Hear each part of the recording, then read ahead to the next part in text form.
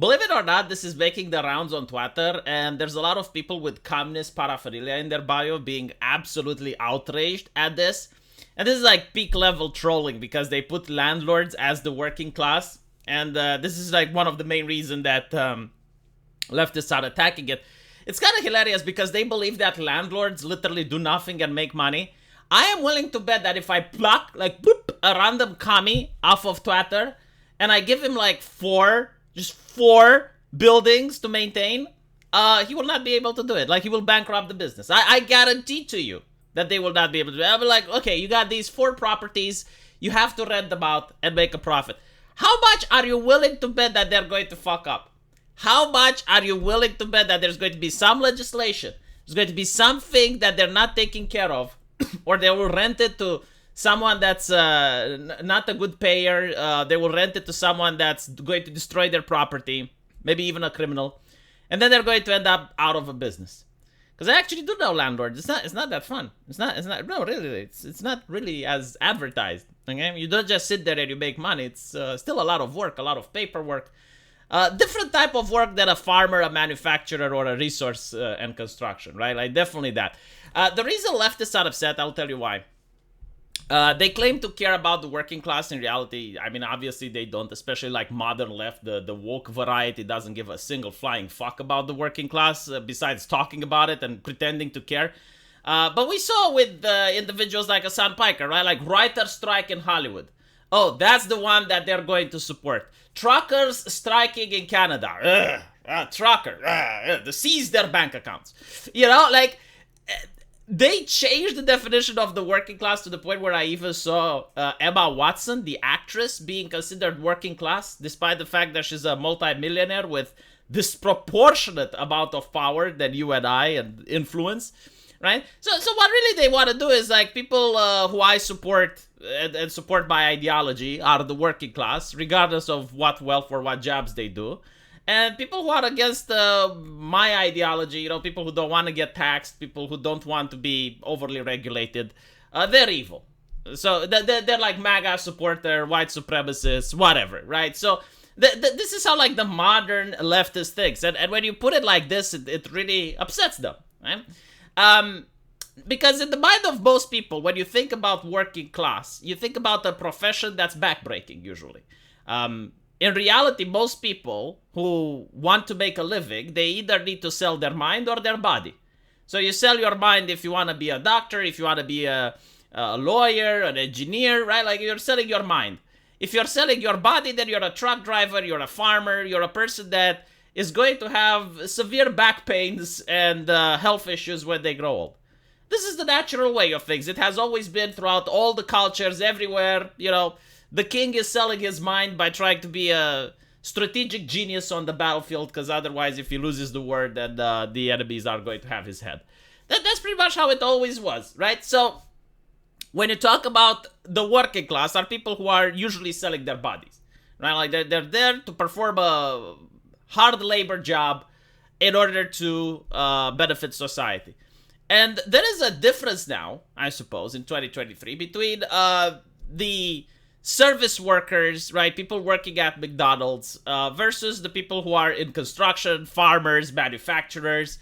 And I think, like, the main difference is that no one is going to expect to make a living out of this, right? Like, this is not a long-term profession.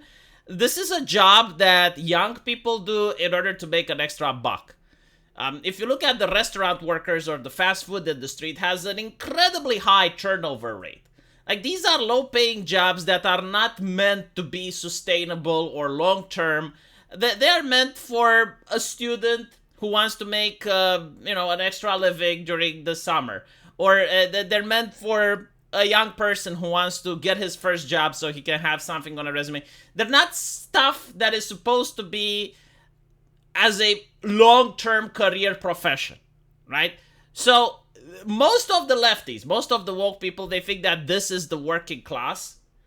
And it's not really correct, because it's not really a class of people, right? Like, this is not a career that most people make. Unless, like, of course, there are some exceptions. Like, for example, if you want to be a high-class waiter and you study at a waiting school, and then you join like a 3-star Michelin restaurant. Okay, but we're not talking about those, right? Like we're talking about like the random pizzeria that has like the cute girl greeting you and taking your order.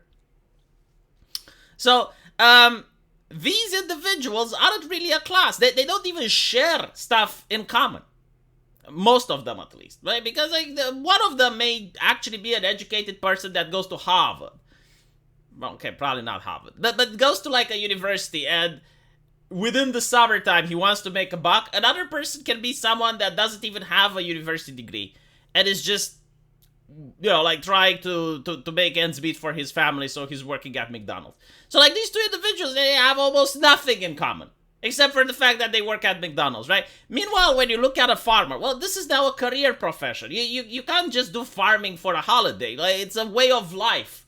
You have to know the land. You have to understand certain things. This is why, like, most nations in Africa that went socialist ended up starving, because they got rid of the white farmers, and the new farmers that came in, they didn't know how to properly do this job, which again is like usually a job that's passed on through generations. Some of them require studying. It's not something as simple. So this is a way of life, and two farmers, even like if you have a farmer from Africa and a farmer from Romania, will have a lot of things in common. Like they will understand a lot of things because they both work the land, and it's like a day-to-day job. It's not something that you do for 8 hours. It's something that requires planning. It requires thought.